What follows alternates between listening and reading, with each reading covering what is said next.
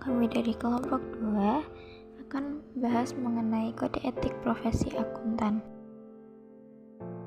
Hai semuanya, perkenalkan nama saya Septia Dwi Arini dengan NIM 400114216500009. Halo semuanya, perkenalkan nama saya Muhammad Rizky Ismansyah dengan NIM 400114216500011. Halo semua, perkenalkan saya Zafira Akila Ainur Rahma dengan NIM 4001141650012. Perkenalkan, saya Rahma Puni Kusuma Putri dengan NIM 400111421650097.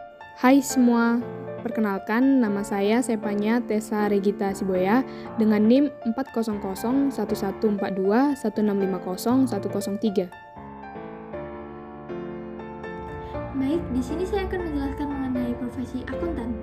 Akuntan adalah mereka yang telah lulus dari pendidikan strata 1 atau S1 program studi akuntansi dan telah memperoleh gelar profesi akuntan melalui pendidikan profesi akuntansi yang diselenggarakan oleh beberapa perguruan tinggi yang telah mendapatkan izin dari Departemen Pendidikan Nasional atas rekomendasi organisasi profesi Institut Akuntan Indonesia atau IAI. Bidang pekerjaan dan ruang lingkup tugas para akuntan ini sangat luas dan juga beragam. Mereka dapat bekerja di sektor swasta maupun sektor publik.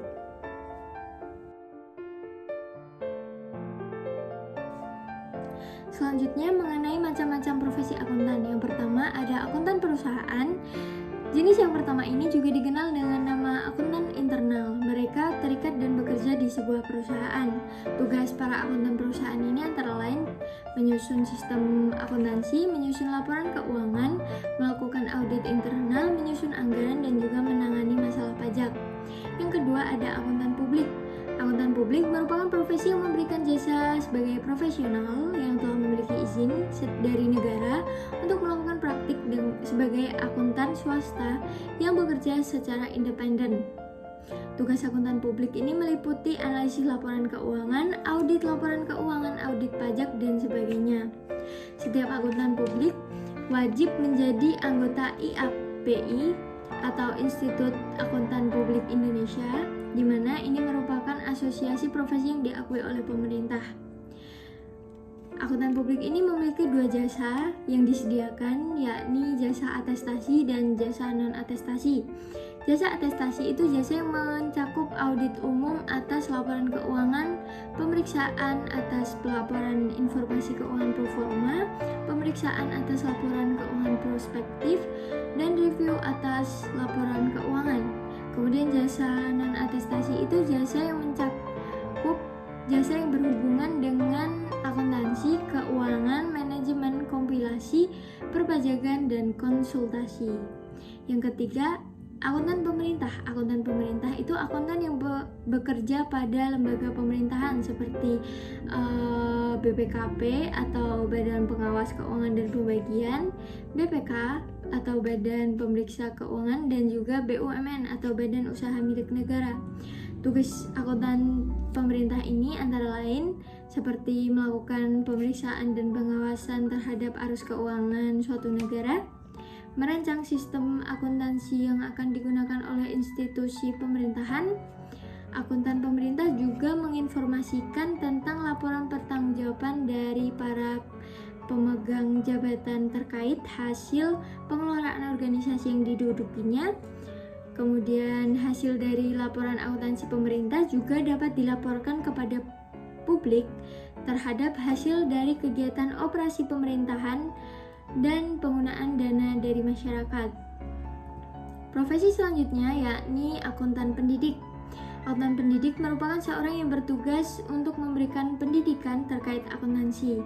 Nah, tugas dari akuntan pendidik ini yang pertama melakukan penelitian dan pengembangan akuntansi, yang kedua mengajar di institusi pendidikan, yang ketiga menyusun kurikulum pendidikan akuntansi yang digunakan di perguruan tinggi.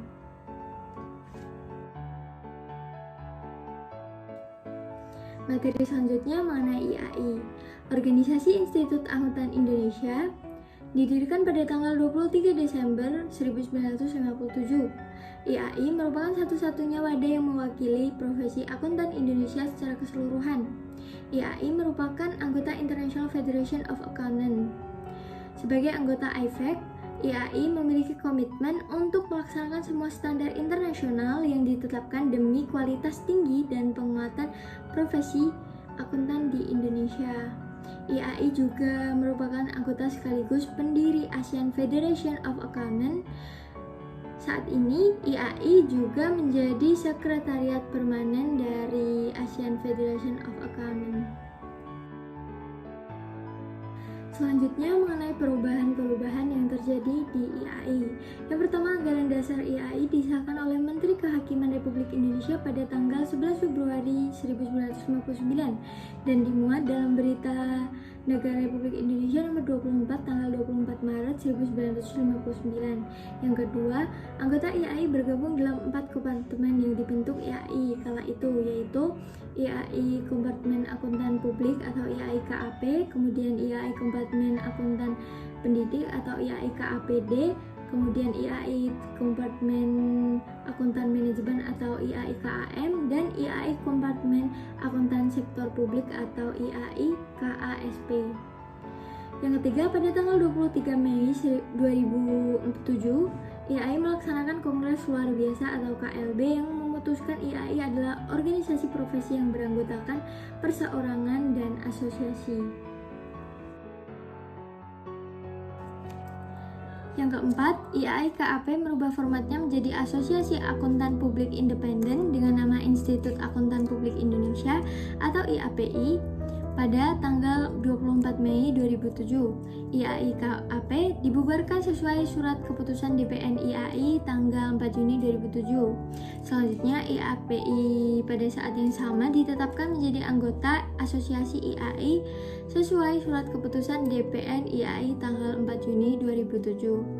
Yang kelima, IAI KAM juga merubah formatnya menjadi asosiasi independen dengan nama Institut Akuntan Manajemen Indonesia atau IAMI.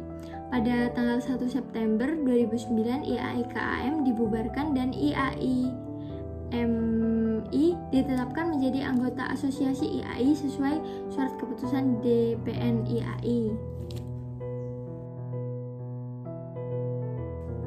Kemudian yang keenam, pada saat Kongres ke-11 IAI dilaksanakan 10 Desember 2012, DPN IAI periode 2010 sampai 2014 diberi amanah untuk mengkaji usulan perubahan keanggotaan IAI serta berwenang menentukan tindakan berikutnya. Dan yang ketujuh atau yang terakhir, Kongres Luar Biasa IAI dilaksanakan pada tanggal 27 Juni 2012 dengan keputusan IAI adalah organisasi profesi yang beranggotakan perseorangan terdiri dari anggota utama, anggota madya, dan anggota muda. Materi selanjutnya yang akan saya jelaskan yaitu mengenai struktur etika IAI. Tujuan profesi akuntansi adalah untuk memenuhi tanggung jawabnya dengan standar profesionalisme tertinggi dan mencapai tingkat kinerja tertinggi dengan orientasi kepada kepentingan publik. Untuk mencapai tujuan tersebut, ada 4 kebutuhan dasar yang harus dipenuhi menurut Prosiding Kongres ke-8 IAI tahun 1998, yaitu yang pertama, kredibilitas. Masyarakat membutuhkan kredibilitas informasi dan sistem informasi. Yang kedua, profesionalisme. Diperlukan individu yang dengan jelas dapat diidentifikasi oleh pemakai jasa akuntan sebagai profesional di bidang akuntansi. Yang ketiga, kualitas jasa. Keyakinan bahwa semua jasa yang diperoleh dari akuntan diberikan dengan standar kinerja tertinggi. Yang keempat, kepercayaan. Pemakai jasa akuntan harus merasa yakin bahwa terdapat kerangka etika profesional yang melandasi pemberian jasa oleh akuntan. Faktor kunci citra profesi akuntan yaitu keberadaan dan perkembangan profesi akuntan itu sendiri ditentukan oleh tingkat kepercayaan masyarakat pemakai jasa akuntan, sedangkan tingkat kepercayaan masyarakat ditentukan oleh tingkat kualitas jasa, yaitu pengetahuan dan keterampilan teknis di bidang akuntansi, serta disiplin ilmu terkait, dan tingkat ketaatan serta kesadaran para akuntan dalam mematuhi kode etik profesi akuntansi. Struktur kode etik IAI terdiri atas 4 bagian, yang disusun berdasarkan struktur atau jenjang hierarki, yaitu yang pertama, prinsip etika. Prinsip etika disusun oleh IAI dan disahkan pada rapat anggota IAI. Prinsip etika memberikan kerangka dasar bagi penyusunan aturan etika semua kompartemen atau institut profesi sejenis. Prinsip etika berlaku bagi semua anggota IAI. Kode etik IAI yang disahkan pada Kongres IAI yang ke-8 tahun 1998 terdiri atas 8 prinsip, yaitu tanggung jawab profesi, kepentingan publik, integritas, objektivitas, kompetensi dan kehati-hatian profesional, kerahasiaan, perilaku profesional, dan standar teknis. Yang kedua yaitu aturan etika. Aturan etika merupakan pedoman perilaku bagi seluruh anggota kompartemen atau institut sejenis seperti IAPI, IAI KAPD, IAI KAM, dan IAI KASP. Aturan etika ini disusun oleh kompartemen atau institut sejenis dan disahkan dalam rapat anggota kompartemen atau institut profesi yang bersangkutan. IAPI sebagai salah satu suborganisasi profesi akuntan publik Indonesia yang bernaung di bawah organisasi induknya yaitu IAI telah menetapkan dan menerbitkan kode etik profesi akuntan publik yang baru yang berlaku efektif pertanggal 1 Januari 2010. Di dalam organisasi IAI terdapat beberapa kompartemen atau institut profesi sejenis dengan spesialisasi atau subprofesinya antara lain Institut Akuntan Publik Indonesia disingkat IAPI atau dulu Kompartemen Akuntan Publik. Yang kedua, Kompartemen Akuntan Manajemen. Yang ketiga, Kompartemen Akuntan Pendidik dan Kompartemen Akuntan Sektor Publik. Saat ini, kompartemen atau institut yang memiliki kode etik atau aturan etika tersendiri adalah IAPI. Praktik akuntan publik dijalankan oleh Kantor Akuntan Publik KAP anggota IAPI. Jasa publik meliputi pemberian jasa profesional kepada klien yang dapat berupa jasa audit, jasa atestasi, jasa akuntansi dan reviews, perpajakan, perencanaan keuangan keperorangan, jasa pendukung litigasi, dan jasa lainnya yang diatur dalam standar profesional akuntan publik.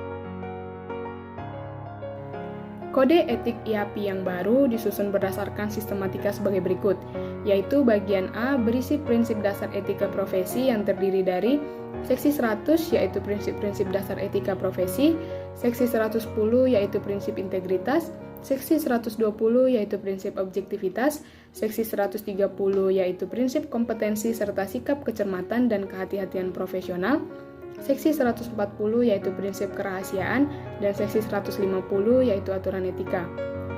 Dan bagian B yaitu mengenai aturan etika profesi yang terdiri dari seksi 200 yaitu ancaman dan pencegahan, seksi 210 yaitu penunjukan praktisi KAP atau jaringan KAP, seksi 220 yaitu benturan kepentingan, seksi 230 yaitu pendapat kedua, seksi 240 yaitu imbalan jasa profesional dan bentuk remunerasi lainnya, seksi 250 yaitu pemasaran jasa profesional, dan seksi 260 yaitu penerimaan hadiah atau bentuk keramah tamahan lainnya, seksi 270 yaitu penyimpanan aset milik klien, dan seksi 280 yaitu objektivitas semua jasa profesional, dan yang terakhir seksi 290 yaitu independensi dalam perikatan asuransi. Yang ketiga yaitu interpretasi aturan etika. Interpretasi aturan etika merupakan penafsiran, penjelasan, atau elaborasi lebih lanjut atas hal-hal atau isu-isu dan pasal-pasal yang terkandung di dalam aturan etika yang dianggap memerlukan penjelasan agar tidak terjadi perbedaan pemahaman atas aturan etika yang dimaksud. Interpretasi etika ini dikeluarkan oleh suatu badan yang dibentuk oleh pengurus kompartemen atau institut profesi sejenis yang bersangkutan. Yang keempat yaitu tanya jawab etika. Pada tingkat paling bawah, dimungkinkan adanya tanya jawab yang berkaitan dengan isu-isu etika. Tanya jawab ini dapat dilakukan dengan Dewan Standar Profesi yang dibentuk oleh pengurus kompartemen atau institut yang bersangkutan. Materi selanjutnya yang akan saya jelaskan yaitu mengenai pengawasan dan perizinan KAP. Fungsi utama organisasi profesi IAI adalah semacam self-regulatory body yaitu sebagai wadah untuk mengatur, membina, dan mengawasi kualitas kinerja dan perilaku anggotanya agar selalu dapat menjaga citra profesinya di mata publik. IAI KAP atau IAP sebagai suborganisasi di bawah IAI memegang peranan penting bagi kehidupan bisnis dan perekonomian. Karena perannya yang sangat strategis di dalam bisnis dan perekonomian suatu negara, maka pengaturan dan pengawasan terhadap keberadaan dan kinerja KAP tidak cukup hanya dilakukan oleh organisasi profesi itu sendiri. Pemerintah dan lembaga legislatif atau DPR sangat berkepentingan agar profesi KAP dapat memberikan jasanya dengan kualitas tinggi sebagaimana diharapkan oleh publik. Wujud campur tangan pemerintah dan lembaga legislatif ini dapat dilihat melalui produk peraturan dan perundang-undangan serta pembentukan badan atau lembaga pemerintah, yaitu antara lain yang pertama, Undang-Undang Nomor 34 Tahun 1954 tentang pemberian gelar akuntan. Yang kedua, Undang-Undang Nomor 5 Tahun 2011 tentang akuntan publik. Yang ketiga, Surat Keputusan Menteri Keuangan Nomor 423/KMK06/2002 tentang jasa akuntan publik yang telah dicabut dengan keluarnya Peraturan Menteri Keuangan Nomor 17/PMK01/2008. Yang keempat, Surat Keputusan Menteri Keuangan Nomor 359/KMK06/2003 tentang perubahan atas Keputusan Menteri Keuangan Nomor 433/KMK06/2002 tentang akuntan publik yang telah dicabut dengan keluarnya Peraturan Menteri Keuangan Nomor 17/PMK01/2008. Yang kelima, Peraturan Menteri Keuangan Nomor 17/PMK01/2008 tentang jasa akuntan publik yang telah dicabut dengan keluarnya Undang-Undang Nomor 5 Tahun 2011 kecuali ketentuan-ketentuan tertentu dalam masa peralihan. Yang keenam, Peraturan Badan Pengawas Pasar Modal dan Lembaga Keuangan atau BAPEPAM LK yang berhubungan dengan audit atas laporan keuangan perusahaan-perusahaan yang sedang dan telah menjadi perusahaan publik. Dan yang terakhir yaitu peraturan perundang-undangan lain yang relevan. Sementara itu, ada badan atau lembaga yang berkepentingan langsung untuk melakukan pembinaan dan pengawasan atas kinerja profesi akuntan. Antara lain, yang pertama Menteri Keuangan Republik Indonesia, yang kedua Quality Review oleh Direktur Jenderal Lembaga Keuangan dan Departemen Keuangan Republik Indonesia, yang ketiga Institut Akuntan Indonesia atau IAI dan kompartemen-kompartemen IAI yang terkait. Yang keempat, Dewan Kehormatan LAPI. Yang kelima, Dewan Review Mutu IAPI. Dan yang terakhir, BAPEPAM LK. Peraturan terbaru yang mengatur profesi akuntan publik tertuang dalam bentuk perundang-undangan, yaitu Undang-Undang Nomor 5 Tahun 2011 yang sebelumnya diatur dalam Peraturan Menteri Keuangan Nomor 17/PMK1/2008 tanggal 5 Februari 2008. Dengan terbitnya Undang-Undang Nomor 5 Tahun 2011 ini, maka ketentuan lama yang tertuang dalam peraturan yang lebih rendah, misalnya SK atau Peraturan Menteri Keuangan terkait, dinyatakan tidak berlaku lagi atau perlu disesuaikan lebih lanjut.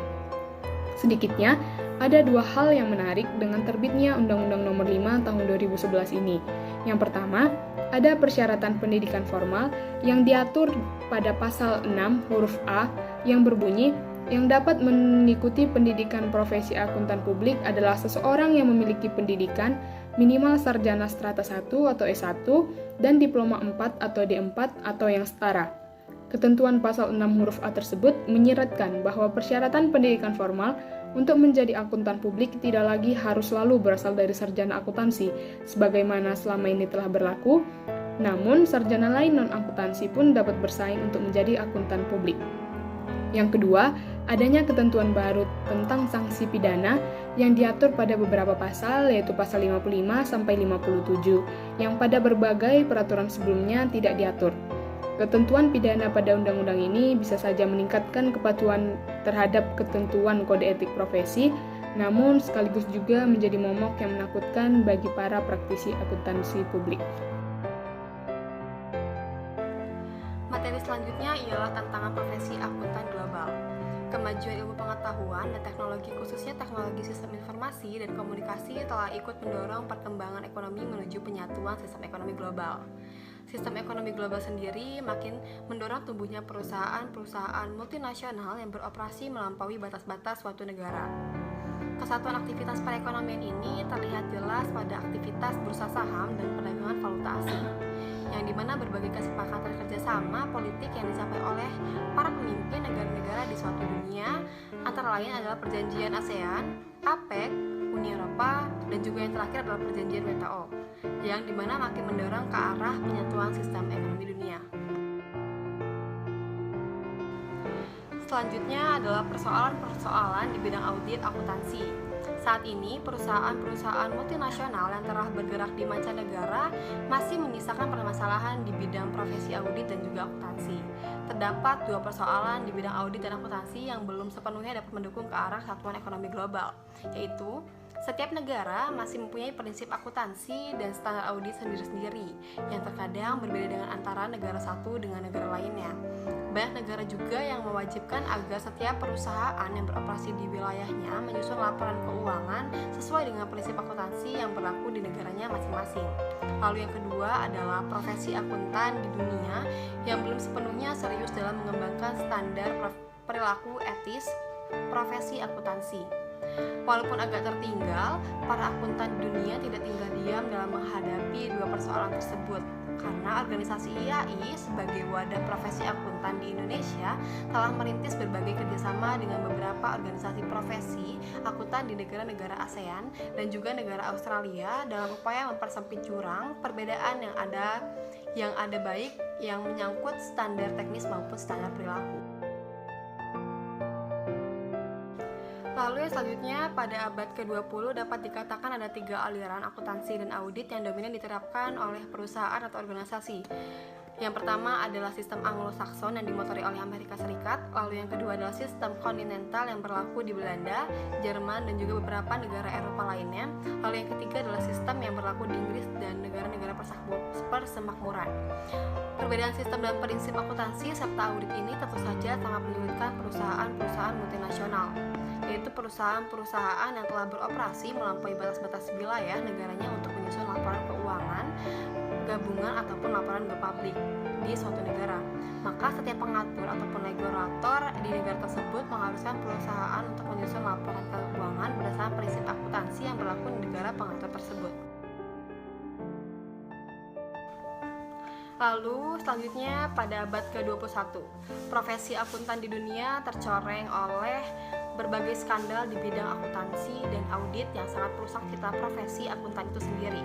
Bagi pemerintah, Badan Profesi Akuntan dan organisasi profesi akuntan mulai menyadari pentingnya upaya penegakan dan pengembangan standar kode etik profesi yang lebih ketat. Di samping upaya untuk mengembangkan standar teknis, audit dan akuntansi itu sendiri, selama ini terkesan bahwa upaya pengembangan penegakan pengawasan terhadap penerapan kode etik profesi akuntan kurang mendapat perhatian yang serius.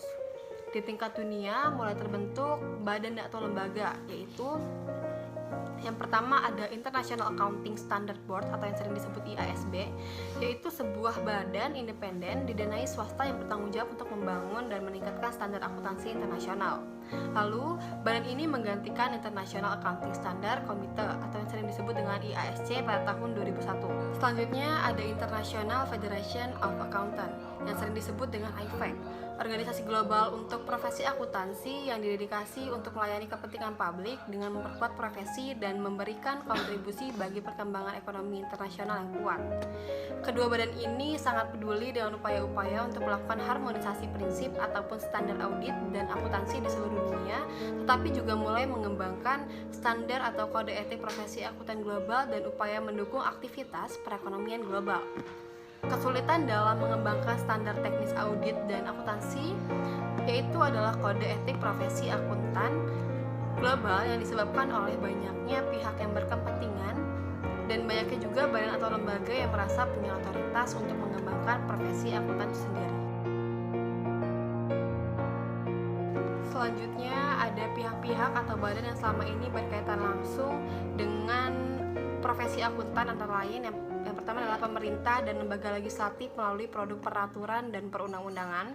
Lalu yang kedua ada Badan Pengatur atau Otoritas Pasar Modal, yaitu BAPEPAM, LK, United States Securities and Exchange Commission atau yang sering disebut dengan SEC. Lalu ada New York Stock Exchange atau NYSE dan juga lain-lain.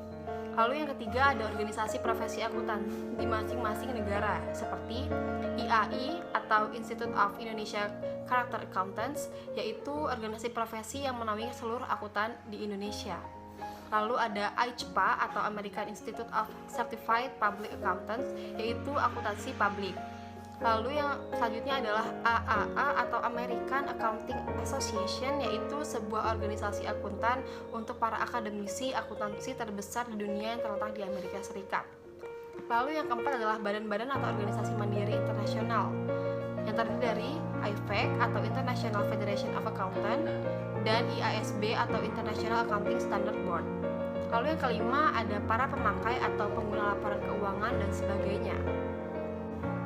Melalui kesadaran semua pihak tentang pentingnya standar akuntansi, audit, dan juga kode etik bertaraf internasional, serta melalui berbagai bentuk kerjasama untuk mengangkat citra profesi akuntansi dunia dapat segera dihasilkan dan disepakati dengan prinsip dan standar audit, akuntansi, dan juga kode profesi yang berlaku sama di seluruh dunia, sejalan dengan perkembangan ekonomi global dan dalam rangka mengantisipasi keberadaan profesi akuntan bertaraf internasional, maka dalam waktu yang tidak terlalu lama lagi, organisasi IAI telah sepakat untuk mengadopsi standar audit, akuntansi, dan juga kode etik internasional yang dikeluarkan oleh IFAC. Lalu materi selanjutnya adalah kode etik profesi akuntan di Amerika Serikat. Sebagaimana dikatakan oleh Duska dan Duska tahun 2005, manfaat dari kode etik profesi yaitu yang pertama, dapat memberikan motivasi melalui penggunaan tekanan dari rekan sejawat dengan memelihara seperangkat harapan perilaku yang diakui umum yang harus dipertimbangkan dalam proses keputusan. Lalu yang kedua adalah dapat memberikan pedoman yang lebih stabil tentang benar atau salah daripada mengandalkan kepribadian manusiawi atau keputusannya selalu bersifat etok. Lalu yang ketiga adalah dapat memberikan tuntutan terutama dalam menghadapi situasi yang abu-abu yang sering disebut dengan ambiguous situation. Yang keempat adalah kode etik tidak saja dapat menuntut perilaku karyawan, namun juga dapat mengawasi kekuasaan otokrasi atasan. Yang kelima adalah kode etik dapat merinci tanggung jawab sosial perusahaan itu sendiri. Selanjutnya adalah terdapat dua organisasi akuntan yang berpengaruh di Amerika Serikat yang telah memberikan kontribusi bagi penyusunan kode etik profesi, yaitu yang pertama adalah American Institute of Certified Public Accountants atau yang sering disebut dengan AICPA, yaitu suatu organisasi profesional dalam bidang akuntansi publik yang keanggotaannya hanya bagi akuntan publik terdaftar atau Certified Public Accountant saja. Organisasi ini menetapkan standar etika profesi dan standar audit Amerika Serikat untuk perusahaan swasta, organisasi nirlaba, pemerintahan federal, dan juga negara bagian. Lalu yang kedua adalah Institute of Management Accountant atau yang sering disebut dengan IMA.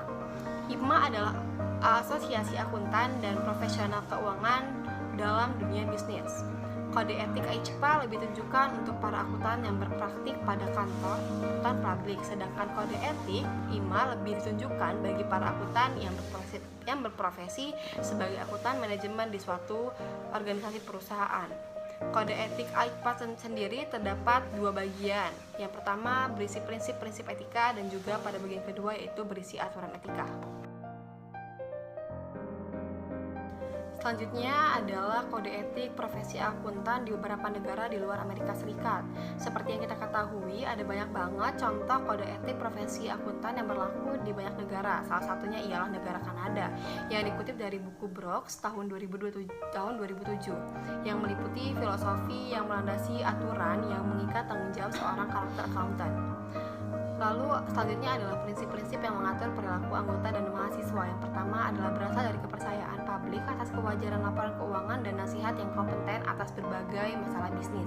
Lalu yang kedua adalah memelihara reputasi baik provinsi maupun kemampuannya untuk melayani kepentingan publik. Lalu yang ketiga adalah menjalankan integritas, kehati-hatian, dan juga kompetensi profesional yang cukup dan mematuhi berbagai peraturan. Lalu yang keempat adalah kewajiban untuk merahasiakan dan tidak memanfaatkan informasi yang berkaitan dengan urusan klien. Lalu yang kelima adalah pengembangan praktik berdasarkan keunggulan profesional, bukanlah sekedar promosi pribadi. Lalu yang selanjutnya adalah prinsip-prinsip yang mengatur tanggung jawab firma. Yang pertama adalah menciptakan atau memelihara serta mempertahankan kebijakan dan prosedur yang sesuai dengan peraturan yang berlaku. Lalu yang kedua adalah kegagalan dalam mematuhi peraturan akan memicu sanksi untuk firma secara keseluruhan atau untuk partner yang mengetahui dan yang bertanggung jawab.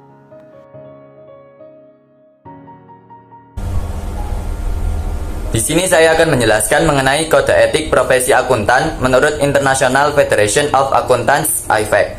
Pengertian dari International Federation of Accountants (IFAC) sendiri yaitu organisasi global untuk profesi akuntan yang didedikasikan untuk melayani kepentingan publik dengan memperkuat profesi dan memberikan kontribusi bagi perkembangan ekonomi internasional yang kuat. Misi dari IFAC sendiri sebagaimana dicantumkan dalam konstitusinya yaitu mengembangkan dan menyempurnakan profesi akuntansi secara global dengan standar-standar yang harmonis sehingga dapat memberikan pelayanan dan kualitas tinggi secara konsisten untuk kepentingan publik. Kode etik yang ditetapkan oleh IFAC memberikan perlakuan terkini tentang ketentuan yang berkaitan dengan independensi dan konflik kepentingan. Pedoman kode etik ini terdiri atas 3 bagian, yaitu yang pertama bagian A, berisi prinsip-prinsip fundamental etika profesi yang berlaku untuk seluruh profesi akuntan dan juga berisi kerangka konsep untuk menerapkan prinsip-prinsip tersebut. Kode dari bagian ini antara lain yaitu Seksi 100 Pendahuluan dan Prinsip Dasar Etika Profesi, Seksi 110 Prinsip Integritas, Seksi 120 Prinsip Objektivitas, Seksi 130 Prinsip Kompetensi serta Sikap Kecermatan dan Kehati-hatian Profesional, Seksi 140 Prinsip Kerahasiaan, Seksi 150 Prinsip Perilaku Profesional. Lalu yang kedua ada bagian B berisi penjelasan lebih lanjut mengenai penerapan kerangka konsep dan prinsip-prinsip fundamental terutama untuk situasi-situasi khusus terutama bagi mereka yang berpraktik sebagai akuntan publik. Kode dari bagian ini antara lain Seksi 200 Pendahuluan, Seksi 210 Penunjukan Profesional dan Penerimaan Klien, Seksi 220 Konflik Kepentingan, Seksi 230 Pendapat Kedua Second Opinion, Seksi 240 fee dan jenis imbalan lainnya, Seksi 250 pemasaran jasa profesional, Seksi 260 hadiah dan keramah tamahan, Seksi 270 penyimpanan aset klien, Seksi 280 objektivitas semua jasa, Seksi 290 independensi perikatan penjaminan. Lalu yang terakhir ada bagian C berisi penjelasan lebih lanjut mengenai penerapan kerangka konsep dan prinsip-prinsip fundamental terutama untuk situasi-situasi khusus terutama bagi mereka yang berpraktik sebagai akuntan bisnis atau akuntan manajemen. Kode dari bagian ini antara lain yaitu Seksi 300 Pendahuluan, Seksi 310 Potensi Konflik, Seksi 320 Penyusunan dan Pelaporan Informasi, Seksi 330 Bertindak dengan keahlian yang memadai, Seksi 340 Kepentingan Keuangan, Kompensasi dan intensif terkait dengan pelaporan keuangan dan pengambilan keputusan, serta Seksi 350 yaitu bujukan.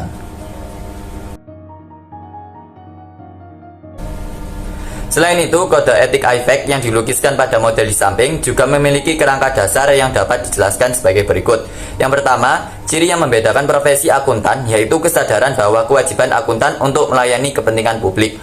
Lalu yang kedua, harus dipahami bahwa tanggung jawab akuntan tidak secara eksklusif tidak hanya melayani klien dari sudut pandang akuntan publik maupun atasan dari sudut pandang akuntan bisnis atau manajemen, melainkan melayani kepentingan publik dalam arti luas, yaitu pengertian publik di sini mencakup atas klien, manajemen, kreditur, investor, pemerintah, karyawan, masyarakat, bisnis dan keuangan, media massa, para pemerhati bisnis dan ekonomi, para aktivis dan sebagainya.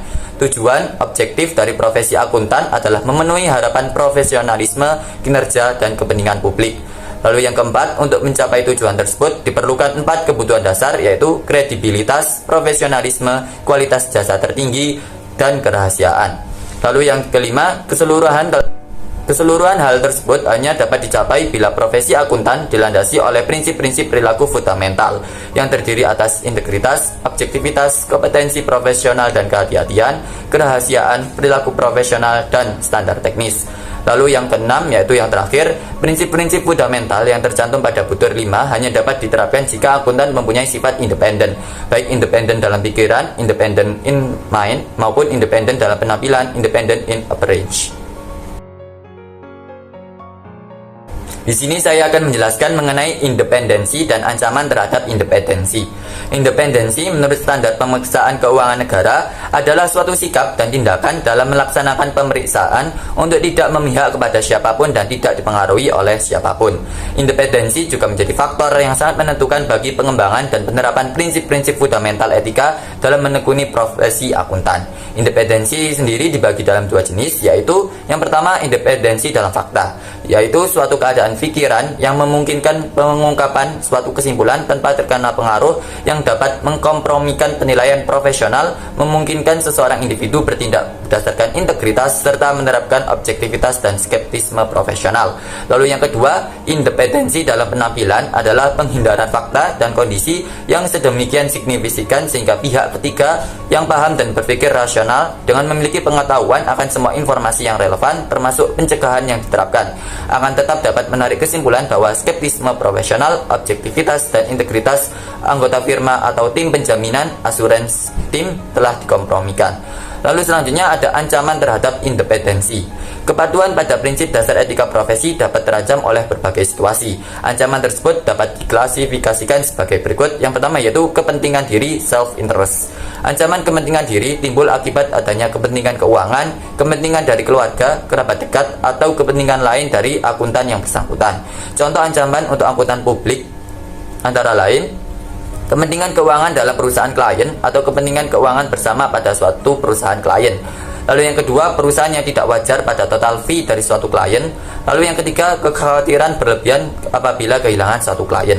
Contoh ancaman untuk akuntan bisnis antara lain, yang pertama, kepentingan keuangan, pinjaman, dan garansi.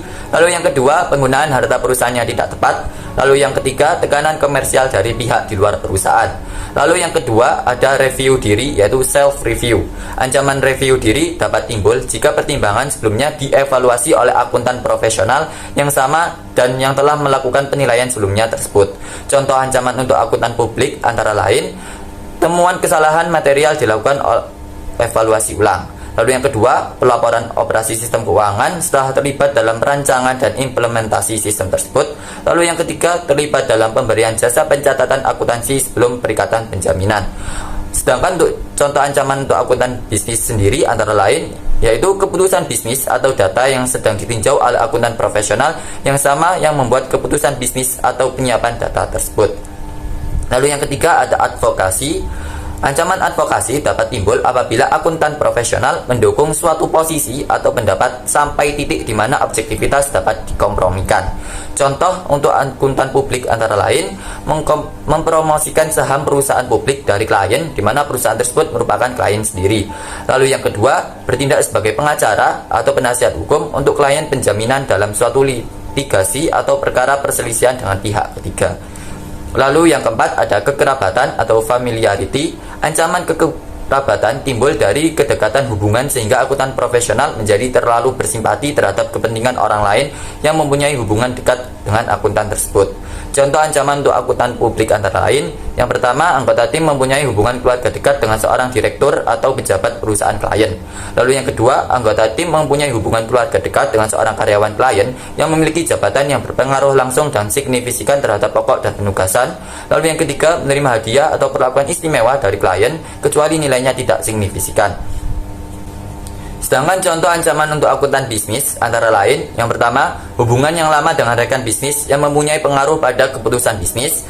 Lalu yang kedua, penerimaan hadiah atau perlakuan khusus kecuali nilainya tidak signifikan. Lalu yang kelima ada intimidasi atau intimidation. Ancaman intimidasi dapat timbul jika akuntan profesional dihalangi untuk bertindak objektif baik secara nyata maupun dipersepsikan. Contoh ancaman untuk akuntan publik antara lain diancam dipecat atau diganti dalam hubungannya dengan penugasan klien. Lalu yang kedua diancam dengan tuntutan hukum. Lalu yang ketiga ditekan secara tidak wajar untuk mengurangi ruang lingkup pekerjaan dengan maksud untuk mengurangi fee. Sedangkan contoh ancaman untuk akuntan bisnis antara lain, yang pertama, ancaman pemecatan akuntan profesional dalam bisnis atau anggota keluarga dekat atas ketidaksetujuan penerapan prinsip akuntansi atau cara penerapannya. Lalu yang kedua, seseorang yang mempunyai kepribadian yang dominan berusaha mempengaruhi proses pengambilan keputusan. Selanjutnya saya akan menjelaskan mengenai pengamanan ancaman terhadap independensi. Pengamanan dilakukan agar dapat mengatasi ancaman atau menguranginya ke tingkat yang dapat diterima. Pengamanan dapat diklasifikasikan sebagai berikut. Yang pertama, pengamanan melalui profesi, legislasi, atau regulasi. Berikut ini merupakan hal-hal yang termasuk dalam pengamanan melalui profesi, legislasi, dan regulasi, namun tidak terbatas pada yang pertama, persyaratan pendidikan, pelatihan, dan pengalaman kerja. Lalu yang kedua, persyaratan pengembangan profesi berkelanjutan. Lalu yang ketiga, prosedur pemantauan dan pendisiplinan profesi atau peraturan. Lalu yang keempat, review eksternal oleh pihak ketiga yang berwenang atas laporan, pemberitahuan, komunikasi, dan informasi yang dihasilkan oleh akuntan profesional. Lalu yang kedua ada pengamanan lingkungan kerja.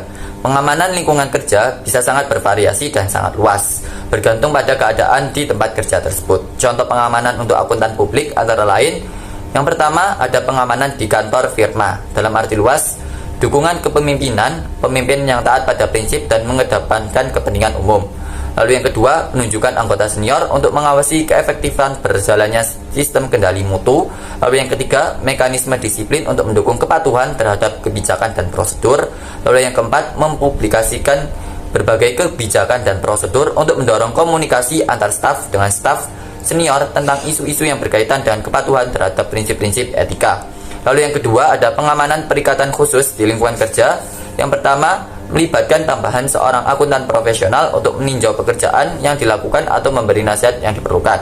Lalu yang kedua, konsultasi dengan pihak ketiga yang independen seperti komite direktur independen, badan pengatur atau akuntan profesional lain. Lalu yang ketiga, rotasi staf senior dari tim penugasan. Lalu yang ketiga ada pengamanan di dalam sistem dan prosedur lain, antara lain yaitu menunjukkan firma diratifikasi oleh pihak selain manajemen. Lalu yang kedua, klien memiliki karyawan yang kompeten. Lalu yang ketiga, klien memiliki prosedur internal untuk menjamin objektivitas penugasan non-penjualan. Lalu yang keempat, klien memiliki tata kelola korporasi yang dapat memberikan pengawasan dan komunikasi yang memadai terkait dengan jasa-jasa firma. Selain itu, pengamanan ancaman di tempat kerja untuk akuntan bisnis antara lain, yang pertama, penerapan struktur pengawasan korporasi. Lalu yang kedua, pedoman kode etik perilaku organisasi. Lalu yang ketiga, pengendalian internal yang kuat. Lalu yang keempat, komunikasi tepat waktu tentang berbagai kebijakan dan prosedur, termasuk perubahannya ke seluruh karyawan, disertai pelatihan dan pendidikan yang memadai tentang kebijakan prosedur yang ada.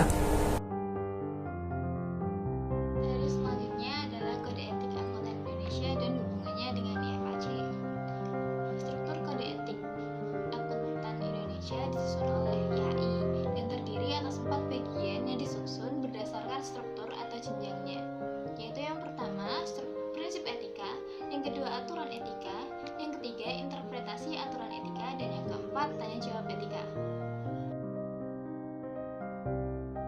Yang pertama, prinsip etika IAI. Saat ini kode etik yang digunakan oleh IAI adalah kode etik yang disahkan pada Kongres IAI ke-8 pada tahun 1998. Kode etik ini terdiri atas 8 prinsip. Yang pertama, tanggung jawab profesi. Dalam menjalankan tanggung jawabnya sebagai profesional, setiap anggota harus senantiasa menggunakan pertimbangan moral dan profesional dalam semua kegiatan yang dilakukannya. Tanggung jawab profesi diperlukan sebagai konsekuensi logis dari keharusan profesi akuntan untuk menjaga kepercayaan publik. Prinsip ini menyeratkan arti bahwa publik menuntut tanggung jawab profesi akuntan untuk selalu menjaga kualitas informasi yang disampaikan. Dalam menjalankan profesinya, setiap akuntan akan sering dihadapkan pada beberapa bentuk benturan kepentingan, misalnya antara kepentingan pribadi dengan kepentingan publik, antara kepentingan atasan dengan kepentingan publik, dan antara kepentingan klien memberi tugas dengan kepentingan publik. Mengedepankan kepentingan publik hanya dapat dilakukan apabila akuntan selalu menggunakan pertimbangan moral dan profesional dalam semua kegiatan yang dilakukan. Prinsip kedua adalah kepentingan publik. Setiap anggota berkewajiban untuk senantiasa bertindak dalam kerangka pelayanan kepada publik, menghormati kepercayaan publik, dan menunjukkan komitmen atas profesionalisme. Prinsip kedua ini menyiratkan hal-hal sebagai berikut. Masyarakat atau publik membutuhkan dan mengandalkan informasi yang dihasilkan oleh profesi akuntan untuk mengambil berbagai jenis keputusan bisnis, ekonomi, dan juga politik. Yang kedua, efektivitas keputusan publik ini bergantung pada kualitas informasi yang disampaikan oleh profesi akuntan. Yang ketiga, profesi akuntan akan tetap berada pada posisi penting bila setiap akuntan selalu dapat memelihara kepercayaan publik. Yang keempat, penghormatan kepada kepercayaan publik ini hanya dapat dilakukan bila setiap akuntan dapat menunjukkan komitmen dan dedikasi mereka untuk mencapai profesionalisme yang tinggi. Prinsip ketiga yaitu kompetensi. Prinsip ketiga ini mencakup prinsip ketiga hingga prinsip ke-8. Setiap anggota harus melaksanakan jasa profesionalnya dengan kehati-hatian, kompetensi dan ketekunan, serta mempunyai kewajiban untuk mempertahankan pengetahuan dan keterampilan profesional pada tingkat yang diperlukan untuk memastikan bahwa klien atau pemberi kerja memperoleh manfaat dari jasa profesional yang kompeten berdasarkan perkembangan praktik, legislasi, dan teknik yang paling mutakhir. Pengertian dari kompetensi ini mencakup 3 ranah, yaitu kognitif atau pengetahuan, afektif atau sikap dan perilaku, serta psikomotorik atau keterampilan teknis. IAI sendiri telah menetapkan 6 prinsip etika yang berhubungan dengan keharusan memiliki kompetensi yang tinggi, yaitu pertama, kompetensi pada ranah kognitif. Kompetensi ini mencakup prinsip kelima, yaitu kompetensi dan kehati-hatian profesional. Yang kedua, ada kompetensi pada ranah afeksi atau sikap dan perilaku. Kompetensi pada ranah afeksi ini mencakup 4 prinsip, yaitu prinsip ketiga atau integritas, prinsip keempat yaitu objektivitas, prinsip keenam atau kerahasiaan, dan juga prinsip ketujuh yaitu perilaku profesional. Lalu kompetensi pada ranah psikomotorik mencakup prinsip ke-8 yaitu standar teknis. Selanjutnya ada kode etik atau aturan etika dari IAPI. IAPI sendiri sebagai salah satu suborganisasi profesi akuntan publik Indonesia yang bernaung di bawah IAI yang telah menetapkan dan menerbitkan kode etik profesi akuntan publik yang berlaku efektif sejak tanggal 1 Januari 2010. Sebelumnya, kode etik IAPI ini disebut sebagai aturan etika atau struktur kedua dari kode etik IAI yang merupakan penjabaran lebih lanjut dari prinsip IAI. Struktur kode etik IAPI ini telah disesuaikan dengan struktur kode etik dari IMAC yang merupakan organisasi induk akuntan di seluruh dunia. Ada 2 hal dari kode etik IAPI yang baru. Salah satunya adalah menyederhanakan prinsip dasar IAPI dari 8 prinsip menjadi 5 prinsip saja, yaitu integritas, objektivitas, kompetensi serta sikap kecermatan dan kehati-hatian profesional, kerahasiaan, dan juga yang terakhir perilaku profesional. Secara garis besar, prinsip etika memberikan kerangka dasar bagi aturan etika yang mengatur pelaksanaan pemberian jasa profesional oleh anggota. Prinsip etika sendiri disahkan oleh Kongres dan berlaku bagi seluruh anggota, sedangkan aturan etika disahkan oleh rapat anggota himpunan dan hanya mengikat anggota himpunan yang bersangkutan. Interpretasi aturan etika atau yang ketiga merupakan interpretasi yang dikeluarkan oleh badan yang dibentuk oleh himpunan setelah memperhatikan tanggapan dari anggota dan pihak-pihak yang berkepentingan lainnya sebagai panduan dalam penerapan aturan etika tanpa dimaksudkan untuk membatasi lingkungan dan penerapannya. Sedikit kutipan untuk hari ini. Hidup dengan keyakinan bahwa etos kerja yang kuat, bermain sesuai aturan dan melakukan hal-hal dengan cara yang benar akan membawa peluang untuk sukses dan pada akhirnya kebahagiaan. Sekian presentasi dari kami. Terima kasih atas perhatiannya. Sekian dari kelompok 2, atas perhatiannya kami ucapkan terima kasih.